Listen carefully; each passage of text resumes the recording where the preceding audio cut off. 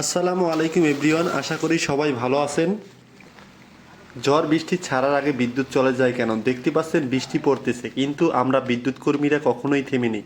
মূলত এখানে যে সমস্যাটি হয়েছিল, বিদ্যুৎ লাইনের উপরে একটি ড্রেনটি মেহগনি গাছ পড়েছিল, দুটি, একটি হেলে পড়েছে, আপনারা দেখতে পাচ্ছেন। আমি কাটতেছি। আপনাদের উদ্দেশ্যে কিছু কথা বলবো, খুবই গুরুত্বপূর্ণ। আপনারা অনেকেই বলে থাকেন যে ঝড় বৃষ্টি ছাড়ার আগে বিদ্যুৎ কেন চলে যায়।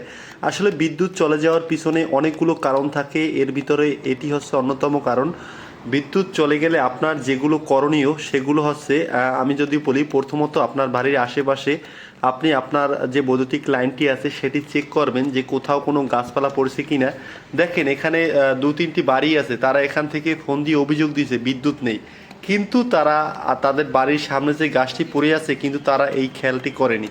সেজন্য আপনাদের উদ্দেশ্যে একটি কথা বলবো, আপনারা অভিযোগ দেওয়ার আগে আপনারা যে কাজটি করবেন, বিদ্যুৎ লাইনে ঝড় বৃষ্টি ছাড়লে সমস্যা হতেই পারে, এখানে গাছ পড়ে আছে এই ধরনের আপনার বাড়ির আশেপাশে হতে পারে, সেজন্য অভিযোগ তো দিবেন অবশ্যই। তারপরেও আপনার বাড়ির আশেপাশে আঙিনায় আপনি একটু খোঁজ খবর নেবেন যে কোথাও তার ছিঁড়ছে কিনা, গাছ পড়েছে কিনা, মিটার ভেঙেছে কিনা। এই যে সমস্যাগুলো আছে এগুলো আপনারা দেখবেন। যদি এখানে গাছটি পড়ে আছে, যদি তারা বলতো ফোন দিয়ে, তাহলে আমাদের এই লাইনটি দ্রুত সময় চালু করতে পারতাম। আমরা প্রায় 1.5 থেকে 2 ঘন্টা যাবৎ লাইন চেক করতে করতে মাথায় এসে দেখি যে এই সমস্যাটি। তাদের কাছে প্রথমত আমরা একটি কুড়াল চাই, কারণ গাছটি দেখতে পাচ্ছেন অনেক বড় ছিল। কুড়াল না থাকায় একটি দা দিয়ে আমরা এই গাছটি কাটি আস্তে আস্তে। আসলে কি বলবো, একটু কষ্ট হয়েছে, তারপরেও কোনো সমস্যা নেই। কারণ যে কোনো পরিস্থিতিতে আমাদের বিদ্যুৎ কর্মীদের মানিয়ে নিতে হয়।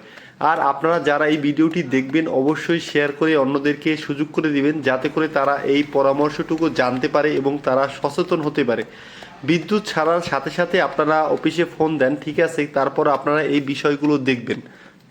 বর্তমানে বৌরবী আবহাওয়ার কারণে আমাদের কিছুটা বিদ্যুৎ সেবা দিতে একটু বিঘ্ন হচ্ছে, বিদ্যুৎ বিভ্রাট হচ্ছে। এর জন্য আন্তরিকভাবে আমরা দুঃখিত। তবে আমরা অক্লান্ত পরিশ্রম করে যাচ্ছি যাতে আপনাদের একটি সুষ্ঠু বিদ্যুৎ সেবা দিতে পারি, টেকসই বিদ্যুৎ সেবা, সেই লক্ষ্যে আমরা প্রতিনিয়ত কাজ করে যাচ্ছি। দেখেন কি বড় একটি গাছ পড়েছে, দুজনে আমরা সরাতে পারতেছি না।